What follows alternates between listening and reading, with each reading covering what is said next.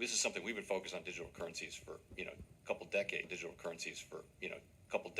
This is something we've been focused on digital currencies for, a couple decades. Well, there's one person I interviewed once, I met about a year or so ago, named Sam Bankman-Fried. Were you shocked at what happened there? Yes. And I spent a lot of time with Sam. I didn't invest with him. I always thought their valuation was too high. But he was kind. He was always helpful to me. We lost money. We didn't invest with him, but we used them as an exchange. And people ask me, well, if you didn't invest, you were a little leery. I was like, I just never assumed I'm dealing with a sociopath. Thank you, Mackenzie. We have always said that we were exploring the space, and I don't think that we ever say that we're pausing anything. So we have been on this process for quite a long time, and we decided at the time the right time to do this was now. To your question about why now, we do think that stablecoins are the killer app for blockchain technologies right now. And obviously, we are a payments company.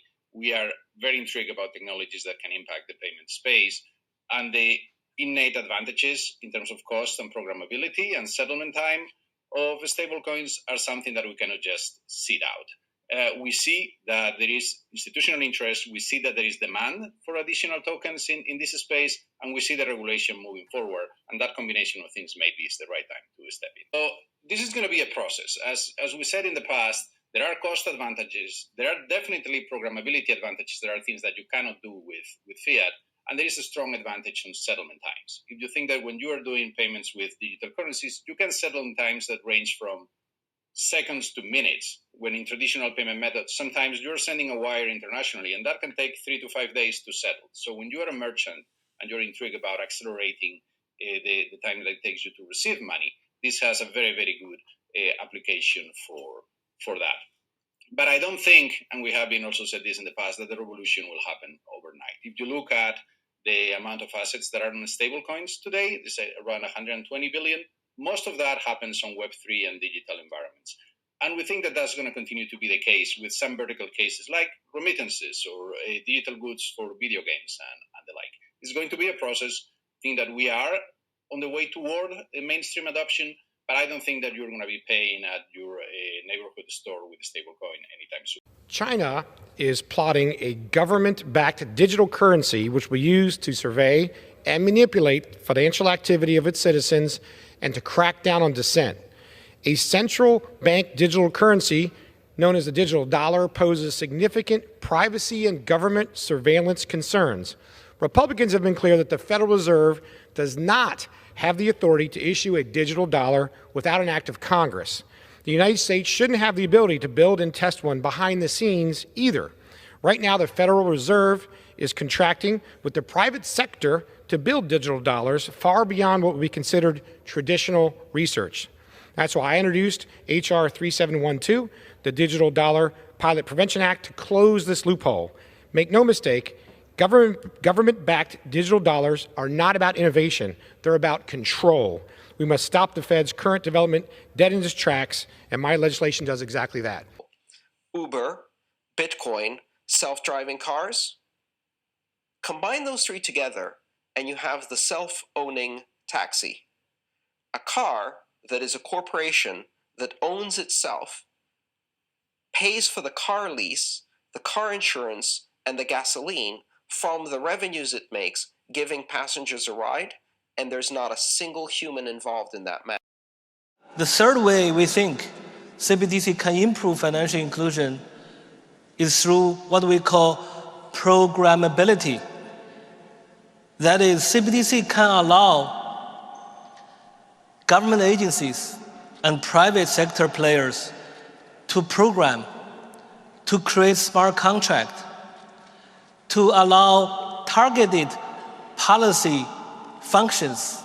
For example, welfare payment. For example, consumption coupon.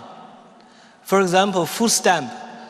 By programming CBDC, those money can be precisely targeted for what kind of people can own and what kind of use this money can be utilized. For example, for food. So this potential programmability can help government agencies to precisely target their support to those people who need support.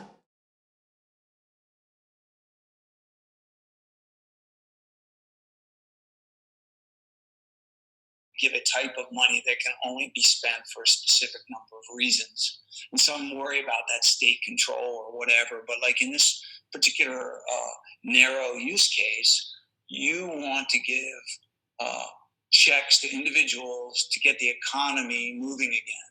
Yeah. So if you think of programmable money that expires if you don't spend it. Welcome to the Crypto Teacher. And you know I come back with that video just to make you think. Don't forget to like and subscribe to the channel. We know the Batman movie is coming up. And we got PayPal coming with a stablecoin. Now we have the Fed getting involved with crypto assets. Distributed ledger and blockchain technology.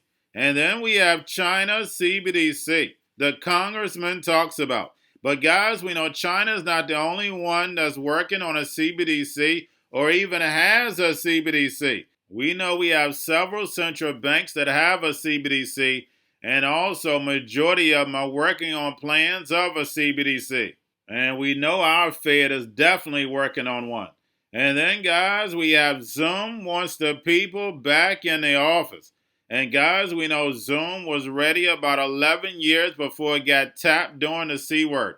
So that means that the technology was already ready.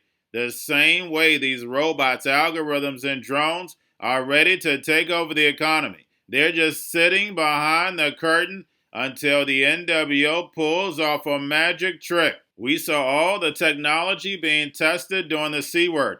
And you know I bought you videos every time. But we know the two major tests, people sitting at home, not uprising, and then plus getting free money. And we know this time they're going to be going inside the metaverse and getting that free money airdrop to them. They have 3 to 6 months to spend it or poof, it's gone. And that's the reason why they want these stable coins, because they're programmable, telling you what, where, and when and how to buy. And we know blockchain gives the NWO the all-seeing eye. And remember, the Crypto Teacher told you, because he knows when it comes to the New World Order, it's all planned out. You have a wonderful day. Even Zoom, the company this is, now throwing in the towel on fully remote work.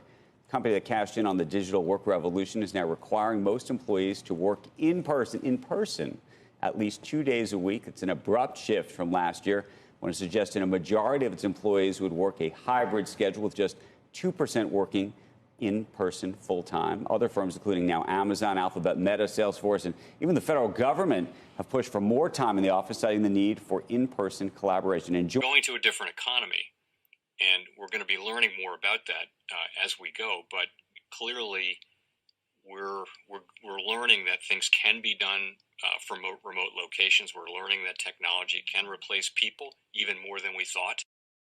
We're not going back to the same economy. We're recovering, but to a different economy, and it'll be one that is more leveraged to technology. And I worry that that is going to make it even more difficult than it was for many workers.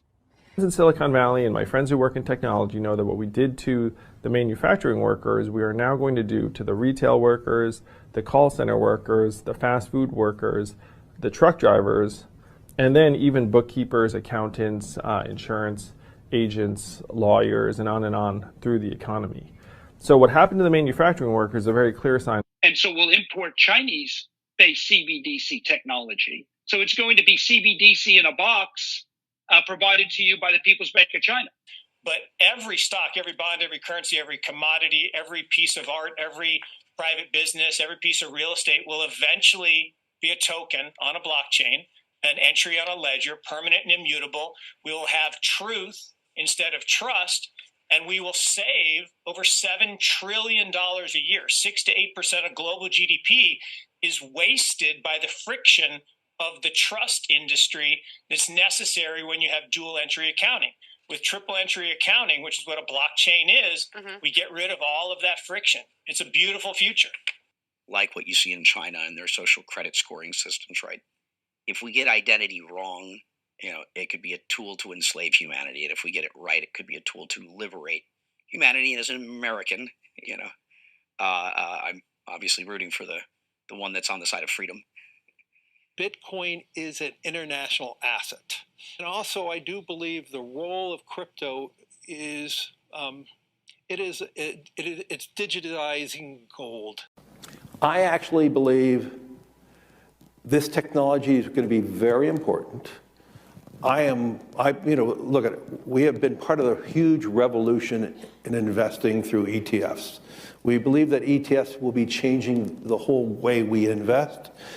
Many people still use it as a means, people are investing it for indexing. No, the majority of people who are putting money in in ETFs are active investors that are buying exposure. The entire bond market is being transformed as we talk right now. I believe the next generation for markets, the next generation for securities will be tokenization of securities. And if we can have that distributed ledger that we know every beneficial owner, every beneficial seller, we all have our code of who's buying, who's selling, instantaneous settlement. And think about it, it changes the whole ecosystem. Cryptoteacher and the new World Order book, plus the 3 kids books. It's time to re-educate. Also, new to cryptos, Coinbase, Bitrue, Binance. Do not forget book links and crypto links are in the description. The stock channel, guys. Don't forget to go like, subscribe, spread everywhere. You have your Kobo, your chip stocks, your banking, your gaming. While everybody's sitting at home, get home stocks, the Seaver, the biotech stocks. And while everybody's at home wishing, they were still getting that free money. What are they doing? Drinking and smoking weed. Don't forget about those stocks, and you have a wonderful day. The most powerful person in the world is the storyteller. The storyteller sets the vision, values, and agenda of an entire generation to come. Steve Jobs. And guys, you know I truly believe in this. When you look at the New World Order, they're the storytellers. And that's the reason why I wrote my New World Order book. But guys, now it's time to change the current generation. And I wrote 3 kids books. You know I love the Trinity because I understand the power that's in it. So I have 3 books. We have an opportunity to change the generation, to educate. Not just me, but I want to show you that I take action on a daily basis. And I want you to take action on a daily basis. Whether it's your job, whether it's in your community, we have an opportunity right now to educate the masses. I posted this on my Twitter account. Please share, but this is a short clip of the 3 books. There's going to be a clothing line and action figures. Please get these books for your kids, nephews, cousins, friends, so therefore we can start the re-education now. Because as we see, the 4th Industrial Revolution foundation is definitely here. Robots, algorithms, drones, taking humanity out the picture. We have to re-educate. But let's get into the video. Part 1. King Joshua and Drama Tam save the village. Part 2. King Joshua and Drama Tam save New York. COVID Stories 3. Part 3. King Joshua and Drama Tam goes to China. It's mandatory to get part 1, part 2, and part 3 of this series. It's time to re-educate Generation Z.